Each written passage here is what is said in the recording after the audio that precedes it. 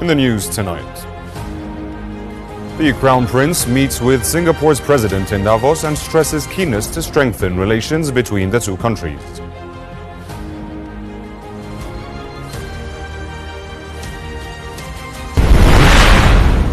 The foreign minister warns that a collapse of the Gaza ceasefire would unleash a descent into hell across the entire region.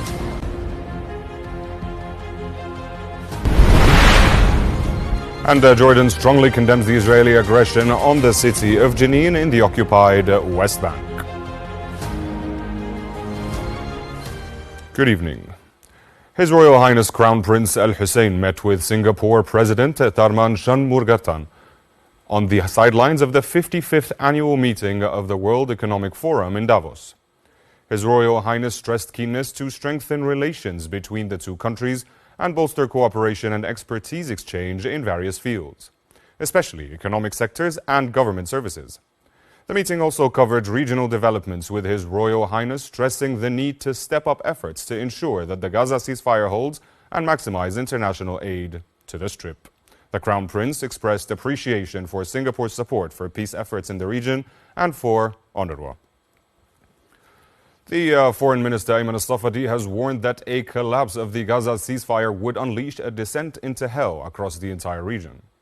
Speaking during a dialogue session on the sidelines of the World Economic Forum in Davos, Safadi pointed to the devastating impact of the recent Gaza war, leaving hundreds without homes, schools, hospitals, and basic necessities. He expressed deep concern over the escalating tensions in the West Bank, warning that a security-focused approach has proven ineffective in resolving the conflict.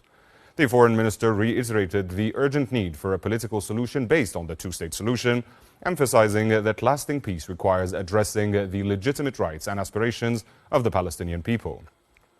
Regarding the Syrian issue, Safadi affirmed that Jordan and Syria have formed joint committees during recent meetings in Amman to address various issues, including water. On the sidelines of the World Economic Forum in Davos, the foreign minister met with the president of Latvia, Edgar Rinkēvičs. During the meeting, Safadi conveyed the greetings of His Majesty King Abdullah to the president of Latvia. Safadi also met with Director General of the International Organization for Migration, Amy Pope. The foreign minister also held talks with his French counterpart, Jean-Noël Barrot, to discuss bilateral relations and developments in the region. Jordan has strongly condemned the Israeli aggression on the city of Janine in the occupied West Bank.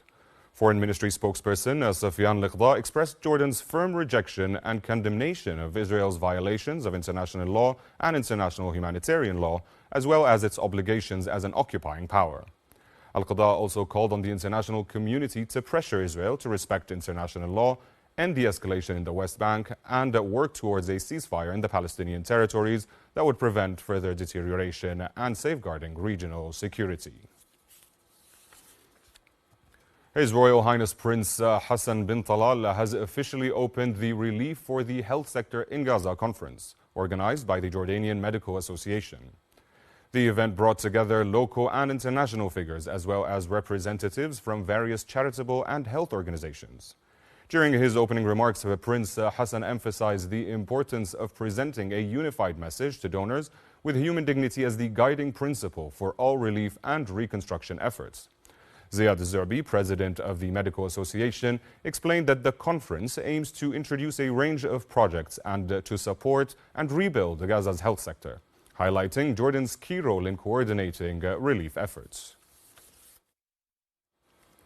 The health ministry in Gaza said the death toll from the war with Israel had reached 47,283, with numbers rising in spite of a ceasefire as new bodies are found under the rubble. The ministry said hospitals in the Gaza Strip had received 122 bodies in the past 24 hours, including 120 that were recovered from under the rubble, as well as 306 injured people, bringing the total number of the injured to 111,472. That was the news. Thank you for watching. Good night.